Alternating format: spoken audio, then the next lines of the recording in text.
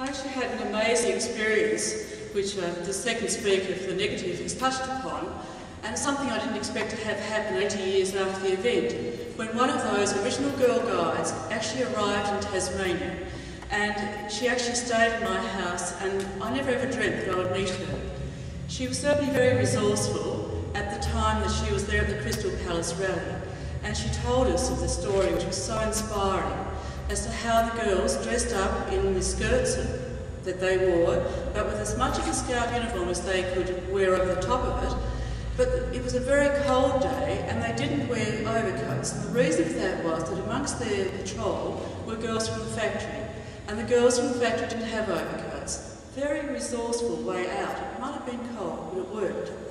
She was still very resourceful at 92 years of age when she arrived in Tasmania. She got off the plane in the middle of the pilot strike that you might remember in 1989 if you were that old, which I'm afraid the negative side isn't. And she came in a wheelchair, but that was very resourceful too, because not only was it a good way to get into an airport, but it was also a great way to get a free lift in a forklift truck.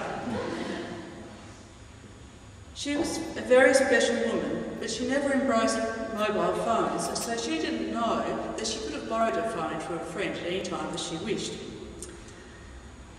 I'd like to also refer you to the annual report this year, because that will confirm our case that girls of today are far more resourceful than the girls of 1910. And the reason for that is they've been able to build on what the girls of 1910 were able to achieve. Take Abby Maguire, for instance, who on page 8 of the annual report says, "The United Nations Climate Change Conference was the most anticipated international event of 2009 and the most important on climate change calendar. For me, this event was an absolute pinnacle gathering, and one that an environmental health practitioner can usually only dream of attending. Guiding gave her that opportunity. And as she says, there would not be another conference where I could more practically apply and link my passion for guiding with my professional skills and knowledge." The sheer size of the conference facility matched the enormity of the decisions to be made. With the second week presence of 119 heads of state and governments, including Barack Obama and our own Kevin Rudd, it was difficult not to feel a sense of magnitude.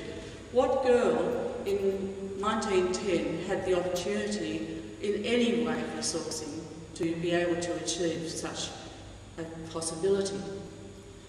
And after that, she truly appreciated what events of national guiding, international guiding can achieve. Copenhagen's just the beginning. We all left with projects to implement in our home countries at varying levels of guiding, local, state, national and international.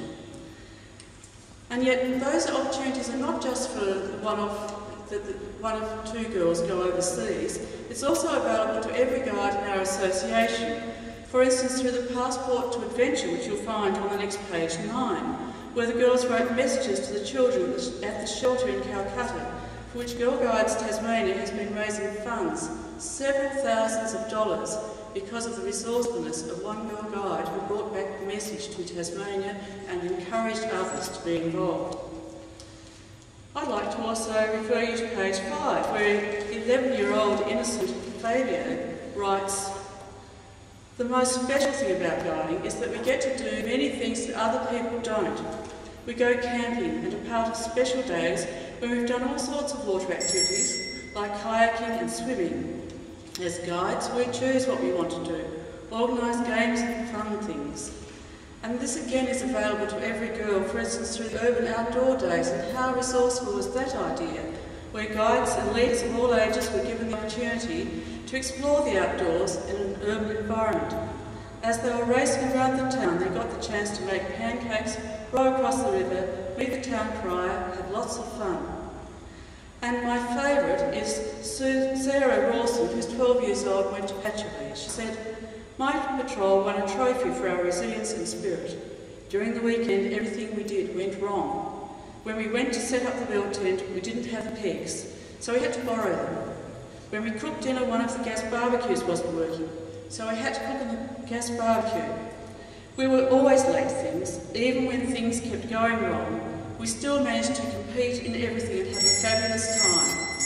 And if you want one other reason why the girls of today are far more resourceful than 1910, I suggest just look at the girls for the... Absolutely true. Having more opportunities doesn't mean you're more resourceful. In fact, having less opportunities and still being able to do the inspirational things is possibly an example of being more resourceful. The first speaker spoke about being physically active and how the girls of today are able to be physically active without gender stereotypes imposed on them.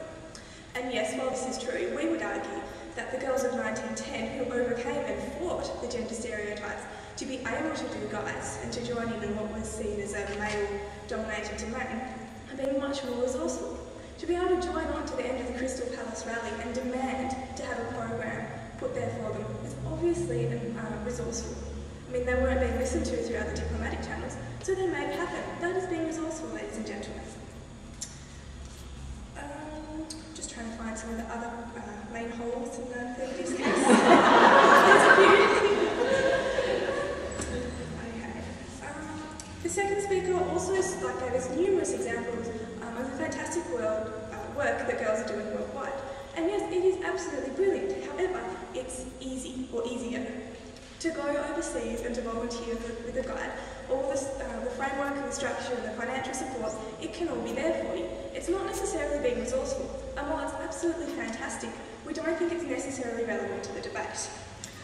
The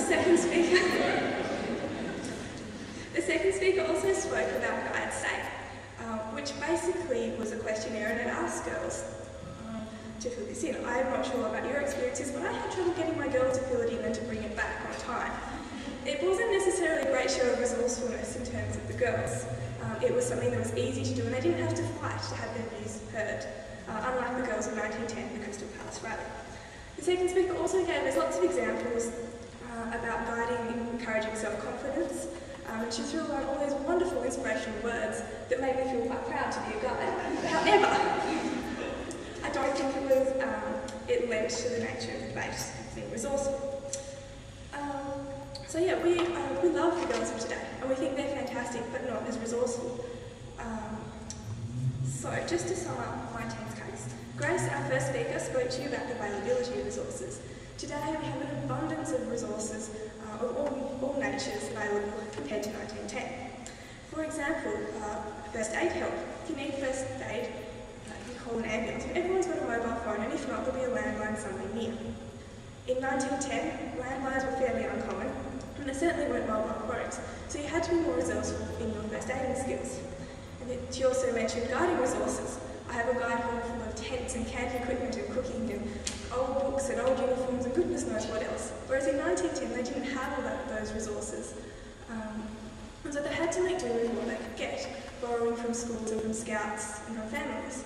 And that is the true nature of resourcefulness, making less go further. Grace also spoke to you about the reliability of the girls. They had to be reliable because they didn't have the technology available to send a text message saying, sorry, we'll be half an hour late, stuck in traffic. Karen, our second speaker, spoke to you about the responsibilities and the differences of responsibilities of the girls of today and the girls of 1910.